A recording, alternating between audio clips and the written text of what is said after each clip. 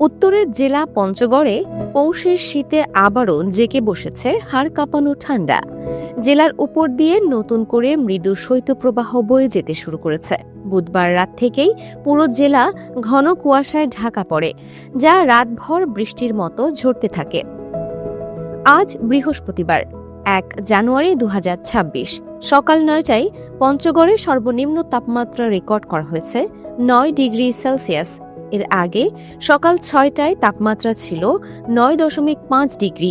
বর্তমানে বাতাসের আর্দ্রতা 94% এবং ঘণ্টায় 9 থেকে 10 কিলোমিটার বেগে হিমালয় থেকে আসা হিমেল বাতাস বয়ে যাচ্ছে।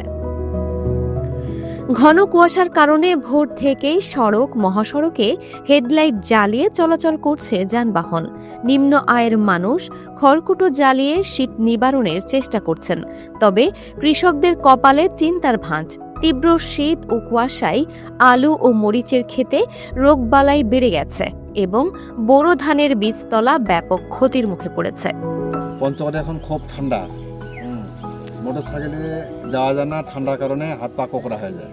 এই শীতের মধ্যে মোটর সাইকেল চালাতে খুব কষ্টকর হয়। তবুও কাজের প্রয়োজনে আমাদেরকে মোটর সাইকেল নিয়ে বাইরে হতে হয়। খুব কষ্ট।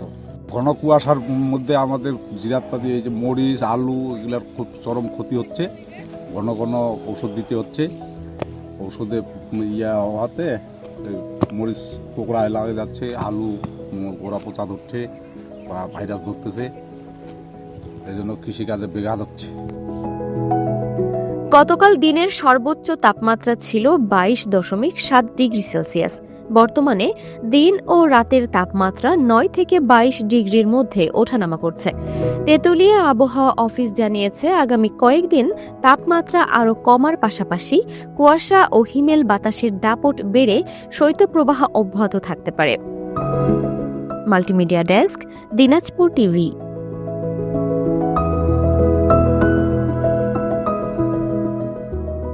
দিনাজপুর টিভি মানুষের জীবনের কথা বলে।